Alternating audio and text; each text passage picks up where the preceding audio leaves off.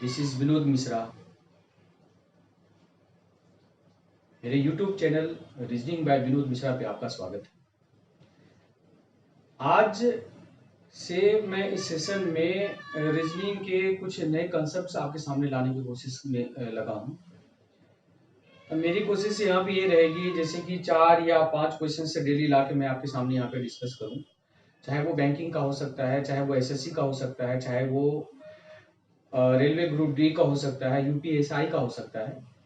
ठीक है, बट इससे पहले एक आपसे रिक्वेस्ट ये है जो कि ज़्यादा से ज़्यादा आप मेरे इस वीडियो को लाइक करें, आप मेरे चैनल को सब्सक्राइब करें और अपने दोस्तों के बीच में आप से ही कहें जो कि इस चैनल को ज़्यादा से ज़्यादा आप सब्सक्राइब करेंगे, क्योंकि आज से जो मैं एक परंपरा, एक ट्रेंड शुरू कर रहा हूँ, ये मेरी कोशिश रहेगी डेली के डेली कम से कम 5 या 10 क्वेश्चंस मैं आपके सामने लेके आऊँ। चाहे वो बैंकिंग का हो सकता है, UPSC का हो सकता है, चाहे वो कांस्टेबल का हो सकता है, चाहे रेलवे का हो सकता है, यानी जितने भी वनडे कॉम्पिटिशन्स की बात करेंगे, जिस कॉम्पिटिशन्स में रीजनिंग के क्वेश्चंस आते हैं, ये सारे क्वेश्चंस मैं लेके आऊंगा। इसी सिलसिले में जैसा कि आप यहाँ पे ये देख पा रहे हैं, तो आज आपके सामने ये most 5 important questions of the reasoning for SSC, railway, UPSI, UPSC यानी CSAT के एग्जामिनेशंस में जो क्वेश्चंस पूछे जाते हैं, ये एक मैं सिलसिला यहाँ पे शुरू कर रहा हूँ। एज पर आपकी जो रिक्वायरमेंट होगी, मेरी कोशिश यहाँ पे ये रहेगी, मैं कंप्लीट कोर्स भी आपके सामने यहाँ पे लॉन्च करने जा रहा हूँ। अगर जैसे आप सपोज करिए बैंक की बात करेंगे या SSC की बात अगर आप करेंगे, ये मैटर यहाँ पे ये करता है जो कि आपको ये हमारे द्वारा जो भी वीडियो आपके सामने प्रेजेंट करी जाती है, ये आपको कितना अच्छा लग रहा है। इसमें किसी भी प्रकार के अगर मॉडिफिकेशंस की जरूरत है, किसी भी प्रकार की सुधार की जरूरत है, तो आप ऑब्वियसली सी बात है, आप इस चीज को हमें कमेंट बॉक्स में सजेशन देंगे, जिसको कि मैं आपके सामने एक्सेप्ट करूंगा। अब देखिए इसमें क्या है, जो आज की क्लास में, आज के इस वीडियो के लेक्चर में, ये मोस्ट 5 इंपॉर्टेंट क्वेश्चंस मैं आपके सामने, जो कि SSC अपकमिंग जो भी एग्जामिनेशंस हुए हैं, प्रीवियस ईयर के सारे क्वेश्चंस लेके आए। और मेरी कोशिश यहाँ पे ये रहेगी, ये 5 क्वेश्चन से डेली मैं आपके सामने लेके आऊं और डेली आप इसके आप बेनिफिट्स उठा सकते हैं। एक छोटा सा प्रैक्टिस आपके इसके थ्रू हो जाएगा। जैसे आप ये क्वेश्चंस, पहले क्वेश्चंस की बात अगर आप करेंगे, तो ये क्वेश्चंस सबसे पहले तो आपको ये समझना होगा ये कौन से टॉपिक से क्वेश्चंस रिलेटेड है। हर समय SSC में अगर आप देखते होंगे, एनालॉजी और क्लासिफिकेशन 2 ऐसे टॉपिक हैं जिससे कि लगभग ये 5 या 7 क्वेश्चंस हर समय पूछा जाता है। तो इस सिलसिले में आप देखिए, ये टॉपिक है एनालॉजी से। एनालॉजी में क्वेश्चंस, यानी कहने का मतलब क्या है, 57 को 70 कैसे जनरेट किया है, ठीक इसी तरीके से 87 को आपको पता करना है। और इसके लिए ऑप्शंस दिया गया है 157, 114, 113, 112। ठीक है, तो आप मुझे यहाँ पे ये देख लीजिए, जैसे क्वेश्चंस की बात अगर आप करेंगे, तो क्वेश्चंस में क्या किया गया है, ये 5 into 7। जैसे पहला क्वेश्चंस की बात अगर आप करेंगे, 5 into 7 यानी कितना आ गया, 70। और सॉरी, 5 into 7 यानी 35। 35 को 2 से मल्टीप्लाई कर देते हैं तो आंसर कितना आ जाता है, 70। तो इसी तरीके से सेकेंड स्टेप में 8 इंटू अगर हमने 7 कर दिया, तो 8 7 जा 56। अब 56 को अगर मैंने 2 से मल्टीप्लाई कर दिया, तो 6 दूनी 12, 1 5 दूनी 10 और 1 11, 112। और 112 किस ऑप्शन में था, तो यहाँ पे हमने लगा दिया। ठीक है, तो पहला क्वेश्चन इस प्रकार से सॉल्व हो जाता है। अब दूसरा क्वेश्चन आप कहेंगे सर ये क्या है, ये भी बेटा एनालॉजी ही है। एनालॉजी में आपसे क्वेश्चन यहाँ पे ये पूछा गया है, क्या सॉफ्ट में आप कहेंगे सर ये कोडिंग डिकोडिंग का भी तो पैटर्न को फॉलो कर सकता है, कह सकते हैं आप ये बात।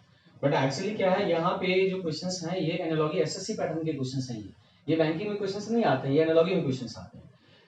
तो अब देख लीजिए, जैसे कि बात करेंगे तो इसमें क्या चल रहा है, इसमें समझना होगा इससे इसमें क्या लॉजिक चल रहा है। तो इससे इसमें क्या लॉजिक चल रहा है, इसको अगर हम पता करें तो देखते हैं, S का वैल्यू 19 हो जाता है और P का वैल्यू 16 हो जाता है। तो आप 3 माइनस अगर कर दें, तो -3 अगर आप कर दें, तो इसमें -3 देखो, R का 18 -3, O का 15, L का 12 -3 -3 यानी ये -3 बेस क्वेश्चन यहाँ पे था। तो सेम इसी तरीके से आप अगर इसमें ये -3 अगर कर देंगे, तो आपके आंसर आ जाएंगे।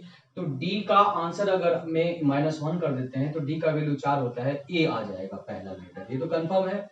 अब यू का वैल्यू 21 है, 21 की बात अगर आप करेंगे तो 18 यानी RAR, देखो किस किस ऑप्शन में आंसर है, AR दो में। ठीक है, तो यानी कहने का मतलब क्या, यहाँ पे आगे एक तीसरे लेटर को अगर हम चेक करते हैं, तो आंसर चूंकि CND और नन ऑफ दीज है नहीं, तो आप इजीली क्वेश्चंस का आंसर आप यहाँ पे दे सकते हैं। तो जहां तक मेरी बात है तो आप मुझे ये बता दीजिए, आर का वैल्यू 18 होता है तो ओ आना चाहिए, ए आर ओ। आप चेक कर लो इन दोनों ऑप्शन में से ए आर ओ किस में है, तो पहला ऑप्शन में ये आंसर हो जाता है। ये भी क्वेश्चंस है, एनालॉजी से ही रिलेटेड क्वेश्चंस है। जैसे क्वेश्चंस की बात अगर आप करेंगे तो आपसे बोलता है बॉन्ड और ब्याज, यानी बॉन्ड का ब्याज के साथ जो संबंध है वही शेयर है।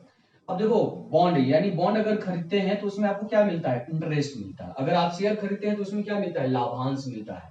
तो लाभांश यानी किसमें है, तीसरे ऑप्शन में। इजीली आंसर आप दे सकते हैं। ये चौथा क्वेश्चन की बात अगर आप करेंगे तो चौथा क्वेश्चन आपके सामने यहाँ पे क्या दिया गया है, ये इनमें से कौन सा भिन्न है, यानी चार में से तीन किसी न किसी प्रकार से समान है, एक और समान होगा, वही मेरा आंसर है। तो आप देख लीजिए, जैसे दिया गया 17, 19, 23, 27, तो ये एक प्राइम नंबर है, ये एक प्राइम नंबर है, ये एक प्राइम नंबर है, लेकिन 27 प्राइम नंबर नहीं है। 27 3 से और 9 से डिविजिबल है, इसलिए आंसर आप 4 लगा देंगे, यानी आंसर हमारा कौन सा हो जाएगा, 4। यानी कहने का मतलब क्या है, जैसे तीसरे क्वेश्चन का आंसर आपने लगा दिया है 3, और ये दूसरे क्वेश्चन का आंसर आपने क्या लगा दिया है, इसमें कौन सा आया है 1, और फर्स्ट क्वेश्चन का आंसर आपने क्या लगा दिया है 4। अब आते हैं इस क्वेश्चन की बात करेंगे, तो ये क्वेश्चन में जहां तक अगर हम बात करेंगे तो आप इसमें ये आप मिसिंग नंबर सीरीज के श्रेणी में क्वेश्चन आप ला सकते हैं। अब देखो इसमें क्वेश्चन जहां तक की बात अगर आप करेंगे तो इसमें क्वेश्चन क्या एग्जैक्टली चल रहा है, इसमें देखते हैं 9 और 6 को मैंने लिख दिया, फिर ये 8 और 4 को मैंने लिख दिया, 2 से डिवाइड कर दिया, 2 4 जा 8, 2 8 जा 16, 2 4 जा 8, 2 2 जा, यानी 48 42। तो 48 42 यहाँ पे निकल गया ना।